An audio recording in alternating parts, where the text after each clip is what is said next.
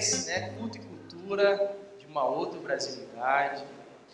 E eu vou falar sobre o Brasil, a perspectiva bíblica de nação, de povo. E dentro da perspectiva bíblica de povo, de nação, eu vou ressaltar duas coisas: o pertencimento e o propósito, né? E depois eu vou falar sobre onde a gente executa, onde a gente exerce esse propósito, em dois lugares: o púlpito e o palco, né? E a gente vai ver que existe uma distinção, embora hoje as coisas estão meio bagunçadas, você não sabe o que é púlpito, o que é palco, né? O movimento gospel, né, uma galhoeira, deu uma vacaiada nisso aí, porque tem hora você não sabe se você está no show, se está no culto. Se você vai no culto, você não sabe se você está no show. E aí a gente vai ver que existem distinções, mas existe também um só Senhor que governa todas essas áreas, inclusive a área da fé, a área da comunidade, a área do ensino, a área pística, que é o púlpito, e a área do belo, da beleza, da criatividade, que a gente colocou aqui como sendo o palco. Então, nessa primeira parte, eu vou falar sobre pertencimento. Se você estiver anotando aí, você pode... E a gente vai fazer agora uma leitura assim, quase com uma cachoeira de referências bíblicas. Por que eu estou fazendo isso? Para daqui a pouco, quando a gente estiver conversando, e você fizer a pergunta, a gente faça perguntas dentro de uma base, né? Você não ficar pensando que as coisas que a gente vai falar aqui surgem da genialidade ou da intelectualidade de um sujeito, mas a gente está aqui firmado na palavra de Deus. Então, a primeira coisa está lá em Atos 17, 26. O fundamento disso tudo que a gente vai conversar hoje. Vai aparecer aqui, né? Então você já vai anotando. De um só, vamos ler junto? De um só fez ele todos os povos, para que povoasse toda a terra, tendo determinados tempos anteriormente estabelecidos e os lugares exatos em que deveriam habitar. Então, gente, primeira coisa que a gente tem que pensar aqui: Deus que determinou o lugar, a extensão, o tempo, o período que um povo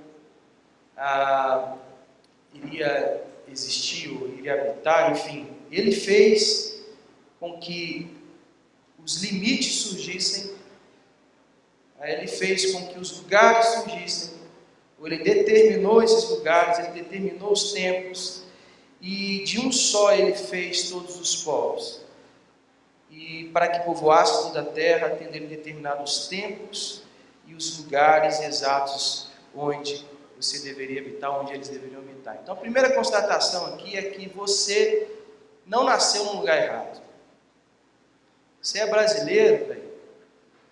Você não votou na Dilma, mas está difícil.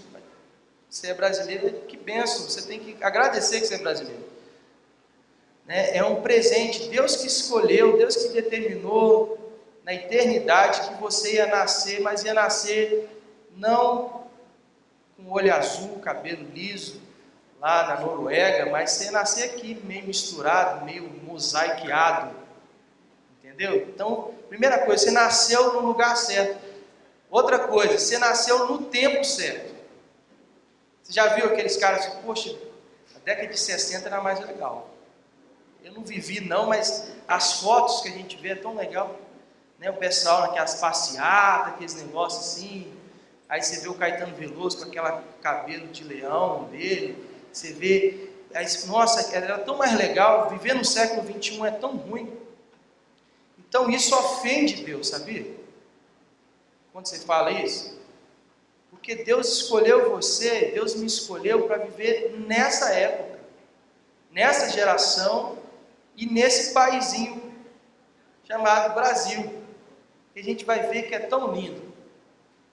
Né? O que atrapalha esse Brasil são pessoas que não entendem a grandeza do Brasil. Mas a primeira constatação bíblica é essa: você não nasceu no lugar errado, você não nasceu na época errada. Então, gente, mas o que é o Brasil? O que é o Brasil? Eu trouxe duas citações aqui de caras assim fantásticos que estudaram esse tema durante muito tempo e tem um respeito grande dentro da academia, dentro da cultura brasileira. O primeiro deles se chama Gilberto Freire, está aqui também, eu acho, né?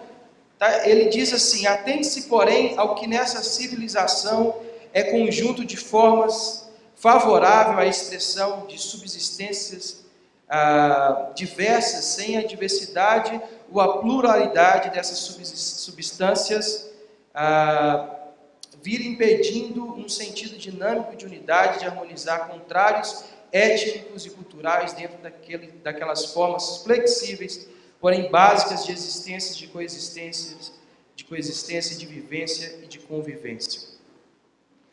Grava essa palavra, convivência, coexistência, diversidade, mistura. O Brasil é isso. É uma amálgama de gente diferente. Não tem, você fala assim, qual que é a cara do Brasil? Não tem, gente. A cara do Brasil é essa aqui, ó. A cara do Brasil é mestiça. É multiplicidade, é diversidade, é convivência entre diferenças étnicas e gente de tudo quanto é tipo. Tem outro cara chamado Darcy Ribeiro, um pouco mais polêmico, por causa da atuação dele na política, mas ele falou uma coisa muito bonita no livro dele chamado Viva o Povo Brasileiro. Ele fala: o Brasil é já a maior das nações neolatinas. Estamos nos construindo na luta para florescer amanhã como uma nova civilização mestiça, tropical, orgulhosa de si mesmo. Mais alegre porque mais sofrida, melhor porque incorpora em si mesmo mais humanidades, mais generosa porque aberta à convivência com todas as raças e todas as culturas e porque assentada na mais bela e luminosa província da terra.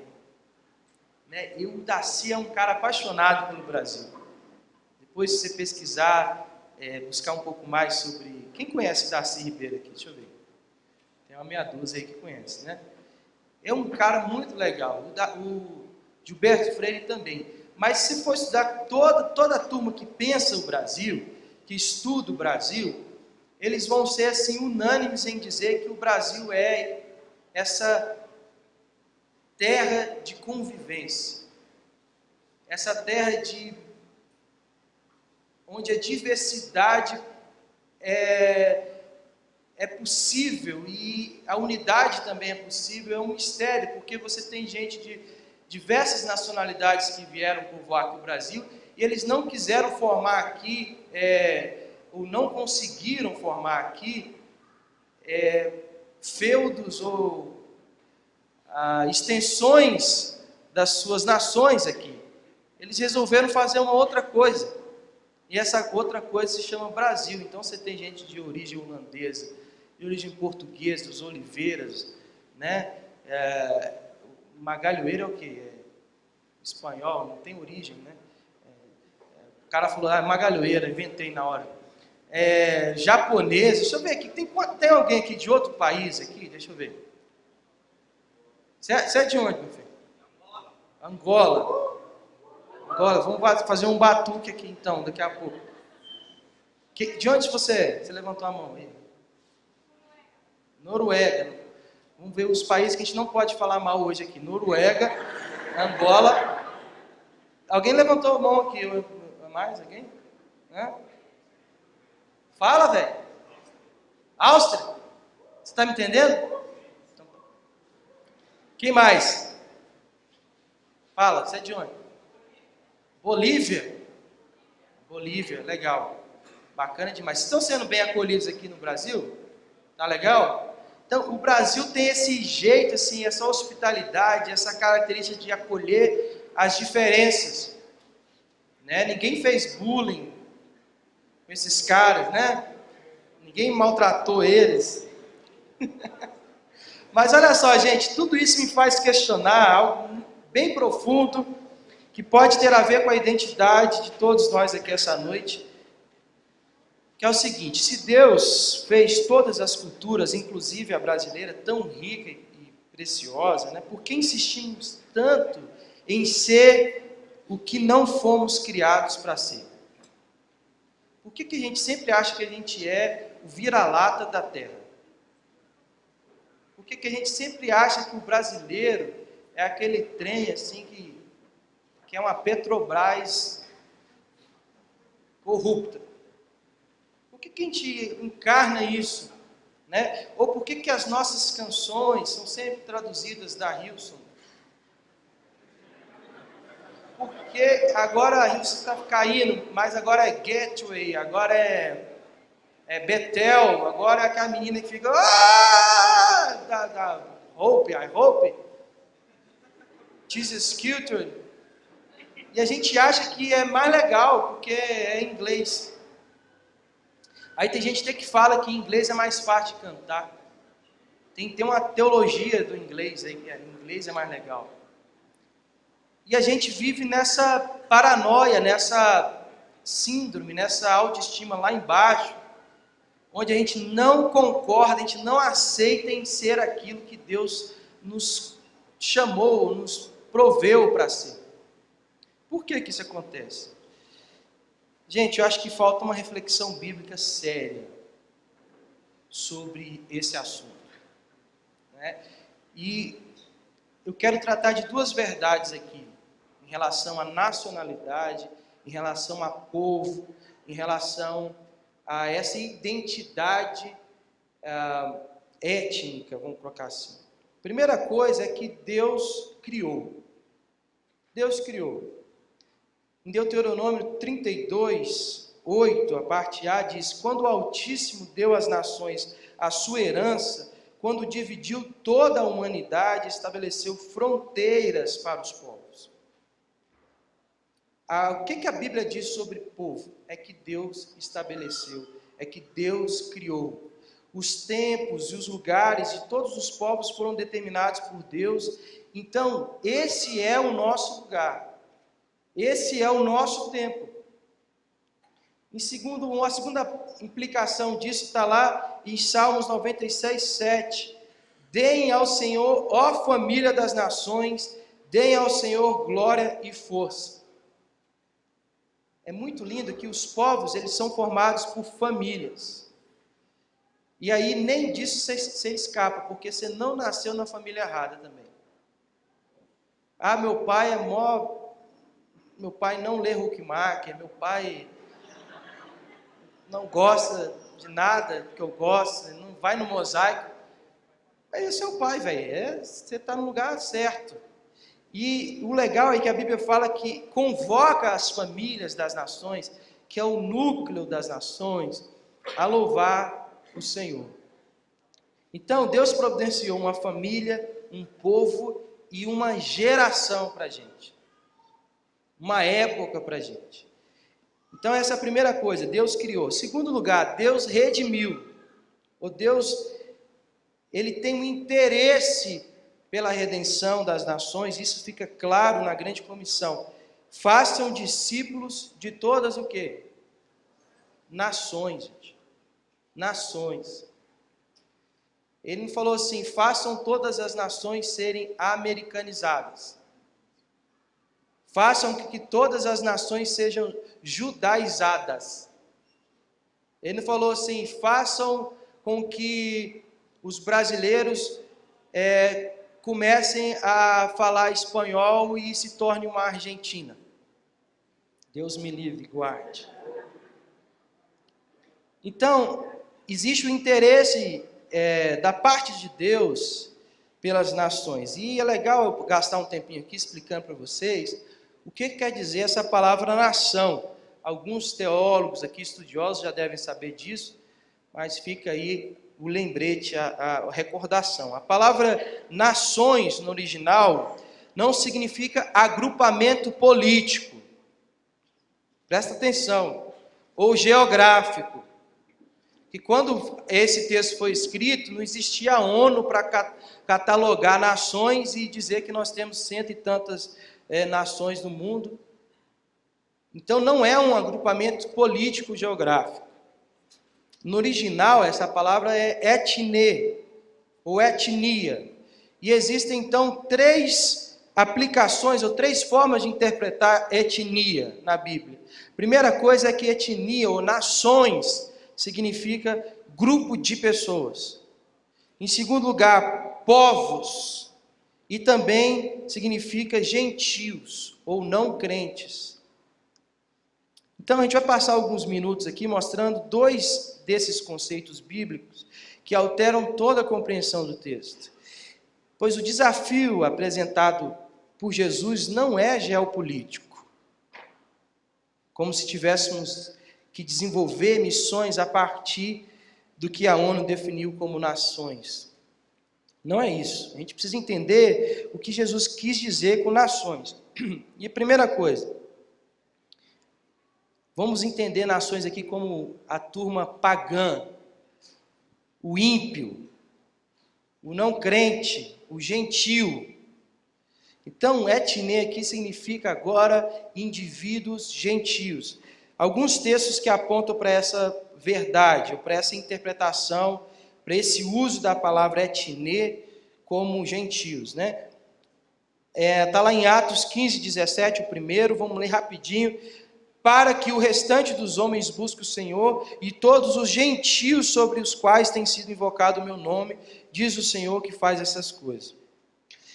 Em Gálatas 3,8, prevendo a Escritura que Deus justificaria pela fé os gentios, etne, anunciou primeiro as boas novas a Abraão, por meio de você todas as nações, todas as etnias serão abençoadas. 2 Timóteo 4,17, mas o Senhor permaneceu ao meu lado e me deu forças para que por mim a mensagem fosse plenamente proclamada e todos os gentios, todas as nações, todas as etnias a ouvissem. E eu fui libertado da boca do leão, Paulo falando. Então, primeira coisa, quando você lê etnia, quando você lê nações, pode estar significando isso. O ímpio, aquele que não se encontrou com a boa nova ainda. Em segundo lugar, significa grupos de pessoas. E os ensinava dizendo algo que está escrito lá em Marcos 11, 17a. Não está escrito, a minha casa será chamada casa de oração para todos o quê? Todos os povos. Lucas 24, 47. E em que em seu nome seria pregado o arrependimento para perdão de pecados a todas as nações, começando por Jerusalém. Perguntinha aqui. Quantas nações cabem no Brasil?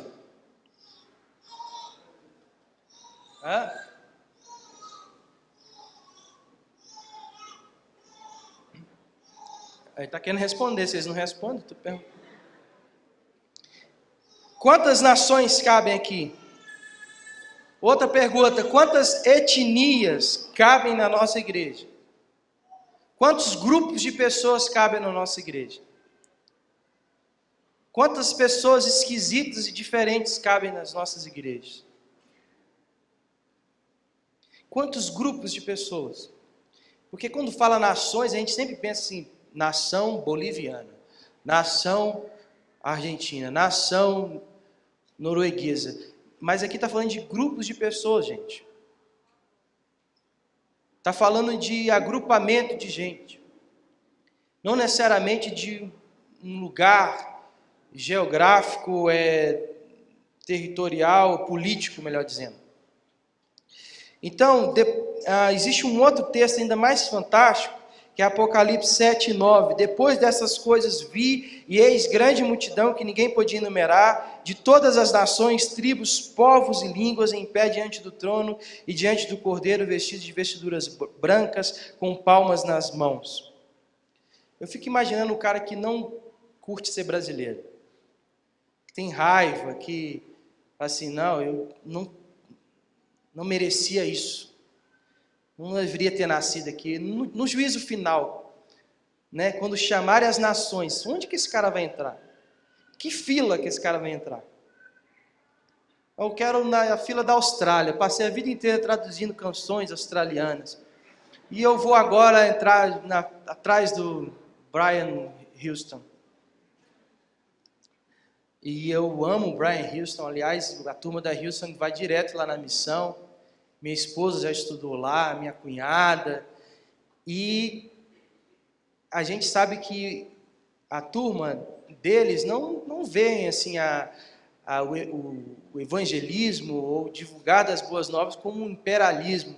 A gente que é besta mesmo e fica traduzindo canções pensando que a gente não tem capacidade de criá-las. A gente culpa muito o imperialismo yankee. A gente parece o Hugo Chávez e aquele outro lá que substituiu ele agora. O Maduro, que é bem verde, não pensa direito. Ele acha que é sempre assim, a boçalidade dele é culpa do Obama. Você já viu isso? Não, nós não temos canções aqui porque a Austrália ela coloniza o Brasil. Nós não temos canções aqui brasileiras, nós não temos um culto brasileiro, porque os americanos e papapá, aquele papo marxista, desculpe os marxistas, mas está na hora da gente reagir e parar de pôr a culpa nos outros, gente.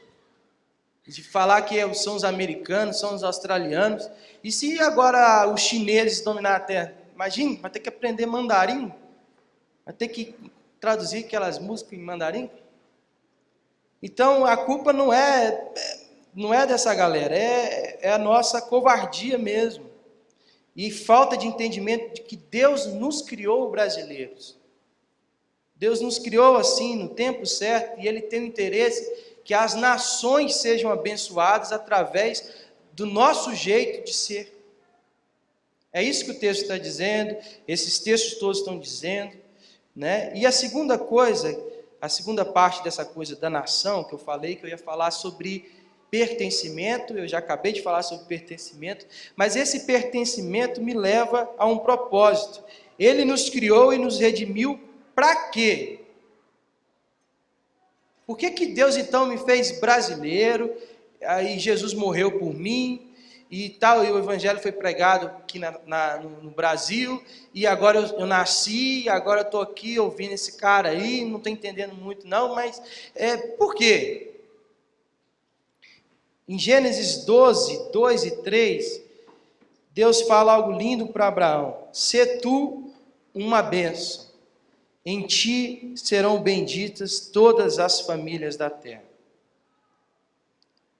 A Bíblia fala também que aqueles que são da fé são os filhos de Abraão. Os herdeiros de Abraão, os sucessores de Abraão, não são só os judeus nascidos lá de uma mãe judia, mas aqueles que são da fé são de Abraão. Isso quer dizer que quando a gente lê esse texto, gente, a gente não pode ler assim pensando assim, não, ele está falando para Abraão, para um contexto lá não sei aonde. Não, ele está falando para a gente aqui. Senão a gente vai ter que selecionar a Bíblia e falar assim, não, isso aqui é só para os judeus e esse aqui não. A Bíblia é toda e completamente toda para a gente e para a nossa geração, para o nosso povo. Quando a gente lê esse texto, ele está dizendo isso para a gente. Se você é da fé, você é um cara herdeiro dessa fé de Abraão. E quando ele fala, sê tu uma bênção, ele está falando para você e para mim. Sê tu uma bênção, em ti serão benditas todas as famílias da terra. Então, pensando novamente no Brasil, não existe um Brasil só. Existem Brasis. Dá para entender isso? Pensa em música. Você tem amigo que gosta de sertanejo? Tem não, irmão? Tá precisando ter então. Nem só de rock viverá o homem. Aí começa a segregação agora, né? Tipo assim, não, sertanejo, com aquele cabelinho de passarinho rupiado não rola. Eu tenho preconceito, aí eu não vou misturar com esse cara não. Mas o próprio Brasil, você pensar nos ritmos musicais, você pensar na diversidade de cultura popular, você vai ver que não existe um Brasil só assim. Então existem Brasis, não existe uma Goiânia. Existem Goiânias. E aí quando fala assim, a identidade de Goiás, aí já falo logo no tal do sertanejo. Vocês têm que se levantar, gente. Fala assim, não é isso não, pô. Não existe uma Goiânia só. Nem todo mundo aqui come piqui, come pamonha e tal. Come? Ah, bem, então minha teologia está certa, então. Porque eu como mais pamonha do que muitos goianos aqui, eu tenho certeza. Eu tenho certeza absoluta. Só hoje eu já comi 2. Quem comeu 2 aqui hoje? Duvido. Aí, tá vendo? Tudo mentiroso, pessoal. Eu comi mais, porque eu sou mais goiano, então, do que vocês. Então, sabe essas coisas? O que é o goiano? Falei. Os clichês sobre Goiás. Hã? Isso aqui, isso aqui, ó. Hã? Pé rachado. Arroz cristal. Trem bom. Você pegou dos mineiros, para com isso. É o ai também? A gente é meio parente, então, né?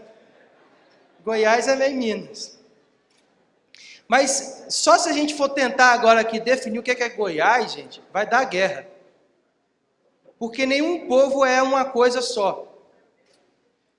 E se nenhum povo é uma coisa só, imagine e se nenhuma igreja é uma coisa só, se nenhuma família é uma coisa só. Então fica fácil de entender que a diversidade está na origem do ajuntamento. Só é possível ter ajuntamento porque existe diversidade. Só é possível ter convivência porque existe diferença. Senão não ia ter nem essa palavra.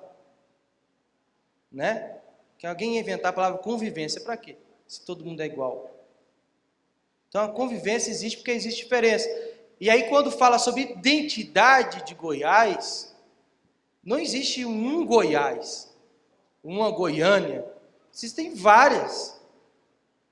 Então, quando a gente está falando sobre nossa brasilidade, sobre culto e cultura de uma outra brasilidade, a gente está falando que a brasilidade que foi vendida durante anos, aquela tropicalista, ela é um preconceito. Ela elimina um monte de brasilidades. Ela desconsidera um monte de gente que não é Regina Casé do Esquenta. Nem todo mundo gosta de Ivete, nem todo mundo gosta de funk carioca.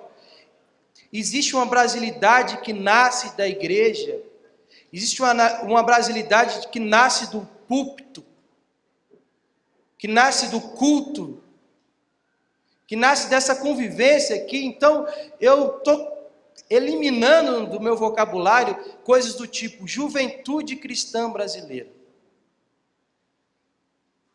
Por que não fala juventude brasileira? Por que quando o cara vai no show do Djavan, eu sei que um monte de gente que vai, ele é público do Djavan. Agora, se vem aqui a Lorena Chaves, Simone Ami, é o público cristão. Eu não entendo isso. E eu não vejo isso na Bíblia. Eu não vejo isso. Quando Deus vai tratar com esses ajuntamentos, Ele trata como povo, Ele trata como etnia, Ele trata como tribo, como língua, como nação.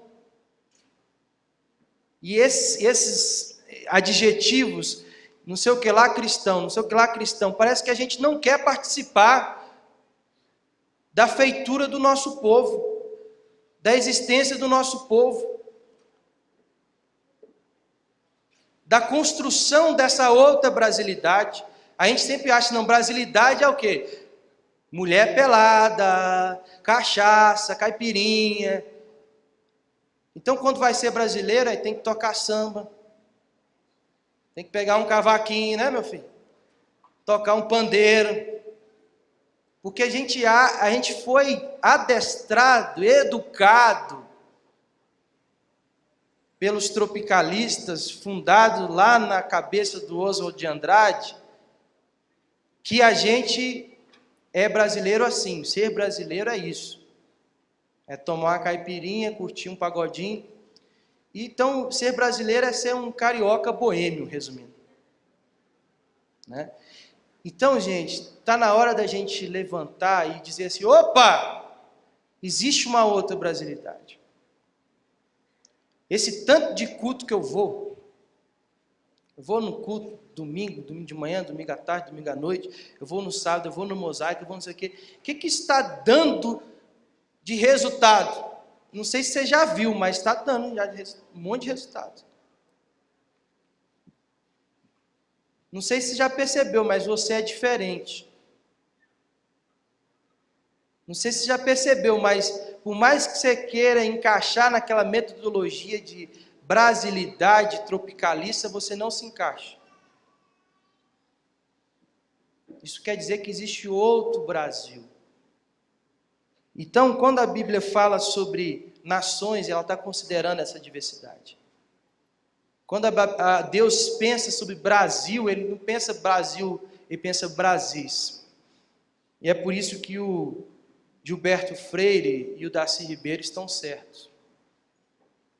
Então, gente, é preciso reconhecer que não somos chamados para implementar o imperialismo cultural. Isso quer dizer o quê? A gente não vai pentecostalizar a cultura, transformando o Brasil numa expo cristã. A gente não foi chamado para colonizar etnias. Os jesuítas já tentaram fazer isso. Os missionários americanos já tentaram fazer isso, tanto que muito dessa cabeça nossa é fruto do ensinamento desses missionários. Mas como Abraão, o pai da fé, e é por isso que a gente está voltando para a Bíblia, e os que são da fé são filhos de Abraão, como Abraão, nós vamos abençoar todos os grupos de pessoas que formam o povo brasileiro. É isso que Deus está tentando ensinar para a gente. Como filhos de Abraão, como herdeiros desse chamamento, nós somos convocados a abençoar todos os grupos de pessoas, inclusive os tropicalistas, inclusive os fãs de Caetano Veloso, de Gilberto Gil, de Marcelo Camelo, de, sei lá, do Arrocha. Deus me livre. Quem for chamado para trabalhar com Arrocha, Deus te consagre, te unja, te batiza. Então, gente, e como é que a gente abençoa? Eu não estou nem ligado no horário, gente. Depois vocês falam aí que eu não estou nem no início ainda. 2 princípios para abençoar as nações. 2 princípios para abençoar os grupos de pessoas, as etnias, os não discípulos, os ímpios.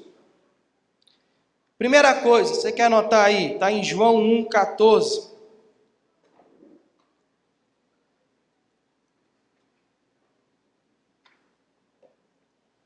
Siga o exemplo do Mestre. E o Verbo se fez carne e habitou entre nós, cheio de graça e de verdade, e vimos sua glória, glória como do unigênito do Pai. Ele se fez carne, ele habitou entre nós. Eu sei que vocês já ouviram falar sobre isso, mas você já percebeu como que muito da nossa pregação, daquilo que ouvimos nos últimos anos, na contramão disso, é tipo assim, é o caminho inverso. Não tome forma, não encarne, vá se tornando um Gasparzinho, vá se tornando um fantasma nesse mundo, desapareça. E quando fala assim, negue a sua carne e tal, está dizendo tudo assim, negue toda a cultura, não leia livro, não ouça música mais, fique no monte o dia inteiro e de repente você pode até virar um anjo. E aí Jesus fala assim, o João fala assim sobre Jesus, e o verbo se fez carne. Ele fez o caminho contrário, gente. A gente está tentando ser anjo. E Deus falou assim, não, é para você ser gente, eu vou ensinar você a ser gente, e por isso que eu vou encarnar, e é por isso que eu vou tomar a forma humana, porque eu vou ensinar você o que é ser homem. Então, o primeiro conselho para quem quer abençoar as nações é seguir o exemplo do mestre, é encarnar. Entra nesse corpo, que esse corpo te pertence. Entendeu? O exorcismo inverso agora, tem que desexorcizar as pessoas. Entra no corpo, meu filho. Você tem um corpo. Como eu disse, está barrigudinho, tá valendo, velho. Vai, faz uma caminhada. Estou mudando os hábitos também, eu estou tal. Mas você tem um corpo, velho. Você está aqui nesse planeta. Você está em Goiás. Você está em Goiânia, você está no século 21. Existe internet. Existe nave espacial. Você está nesse planeta. João 20, 21, disse-lhes, pois, Jesus outra vez, Pai seja convosco, assim como o Pai me enviou, eu também vos envio. Como é que Deus enviou Jesus, gente? Está entendendo? Quem está entendendo, gente? Levanta a mão assim e fala, opa, beleza, legal. Deus não somente fez o homem, ou não só se fez homem, ele não somente se fez homem, ele também fez isso num tempo e num lugar específico, numa cultura específica. Ele escolheu uma data, ele escolheu uma geração, ele escolheu um lugar, e ele falou assim, eu vou entrar aqui nesse lugar, nessa geração, com esses costumes, com essa cultura. E ele habitou, e ele convoca a gente para fazer o mesmo. Assim como o Pai me enviou, eu também vos envio. Então, irmãos e irmãs, os tempos e os lugares de todos os povos foram determinados por Deus. Esse é o nosso lugar, esse é o nosso tempo, e assim como o Pai enviou a Cristo, Jesus, Cristo nos envia. Você está entendendo? Está dando para entender? Filipenses 2, 5, 8, na versão NVI, seja a atitude de vocês a mesma de Cristo Jesus.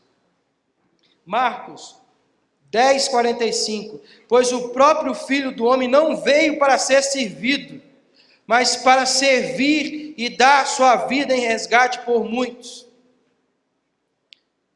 Tem gente que pensa que servir é ser subserviente. Sabe? É se anular sua criatividade, anular seu... Gente, né? É exatamente o contrário. Para você servir o mundo, você tem que entrar em concordância com a vontade de Deus, e dizer assim, não, Deus me fez assim, Deus me deu esses talentos, Deus me deu essa vocação, e eu quero usar ela plenamente para abençoar as pessoas. Foi em conversa até com o grande reverendo, apóstolo, bispo da galáxia, Paulo Júnior, que ele me falou uma parada muito doida, que é verdade. A gente se acostumou com a igreja, onde a igreja pega os melhores talentos, né? O cara converteu e tal, aí ele entra para a igreja, ele vira um escravo de luxo, né? Já ouviu ele falar isso para vocês? O cara é bilíngue, né? Fala 2 idiomas, usa luvinha e tal. O cara era um talento, o cara era um guerreiro, o cara era criativo, o cara era inventivo. O cara, aí de repente ele vem para a igreja e vira um escravo de luxo. O que ele faz? Nada. Ele está servindo a religião. E eu aqui não estou desmerecendo o fato de você pegar uma cadeira, limpar uma cadeira, de fazer qualquer coisa dentro da igreja, fazer um sermão, etc e tal, não. Mas o fato é que servir é estar pleno, estar convicto, estar cheio de certeza de que as vocações que Deus te deu são para ser usadas, os talentos que Deus te deu são para ser usados na sua plenitude, não só para manutenção de uma comunidade, mas é para abençoar nações, é para abençoar etnias, povos. Então, gente, é com muito amor, eu fico até com medo, porque está gravando, e de repente corta, e o pessoal vai pensar que eu estou falando contra o exercício do cara dentro da igreja, e do serviço dele dentro da igreja, mas não é isso não. Eu estou dizendo que o servir dentro da igreja é uma parte só da comunidade. Tem talento de sobra aí, tem esferas e áreas e lugares para você servir, que estão aí, ó, esperando o seu talento, esperando você acreditar que de fato Deus te levantou para isso. E se serviu de alguma coisa, eu saí lá de casa para vir aqui te falar isso, que bênção que foi minha vinda aqui. Porque está na hora da gente entender o serviço diferente. Servir não é ser subserviente e se anular sua potencialidade, anular sua criatividade, para ficar debaixo de uma mesquinhez religiosa. Seja a atitude de vocês a mesma de Cristo Jesus. Pois o próprio Filho do Homem não veio para ser servido, mas para servir e dar sua vida em resgate de muitos. É legal quando fala dar sua vida em resgate de muitos. Porque a gente pensa que servir é vir aqui gastar 2 horinhas na comunidade religiosa que a gente frequenta. E Jesus deu a sua vida. Para quê? Ou você morreria por quê? Deixa eu fazer essa pergunta para você. Já pensou por que você daria a sua vida? Para que você daria a sua vida? E quando fala vida, fala da inteireza da vida, da plenitude da vida. Em que você daria a sua vida? Gastaria a sua vida? 1 Coríntios 9, 19 e 23. Porque sendo livre de todos, fiz-me escravo de todos, a fim de ganhar o maior número possível. Procedi para com os judeus como judeu, a fim de ganhar os judeus, para os que vivem sob o regime da lei, como se eu mesmo assim vivesse, para ganhar os que vivem debaixo da lei, embora não esteja eu debaixo da lei, aos sem lei, como se eu mesmo fosse, não estando sem lei para com Deus, mas debaixo da lei de Cristo, para ganhar os que vivem fora do regime da lei. Fiz-me fraco para com os fracos, com o fim de ganhar os fracos, fiz-me tudo para com todos, com o fim de por todos os modos salvar alguns. Tudo faço por causa do Evangelho, com o fim de me tornar cooperador com ele. Esse é o serviço. E quando ele fala que ele fez-se escravo de todos, ele não estava falando que ele se escondeu do mundo. É o contrário. Ele foi forte o suficiente para servir. E Paulo está ensinando a gente o que ele aprendeu com Jesus. A primeira coisa, então, é seguir o exemplo do Mestre. A segunda, ser cheio do Espírito Santo. Portanto, cada um ouvia falar na sua própria língua, e como os ouvimos falar com cada um em nossa própria língua materna. Então, vamos ler esse texto direito? Está lá em Atos 2. Eu faço questão que você abra sua Bíblia, se você trouxe aí. Atos 2.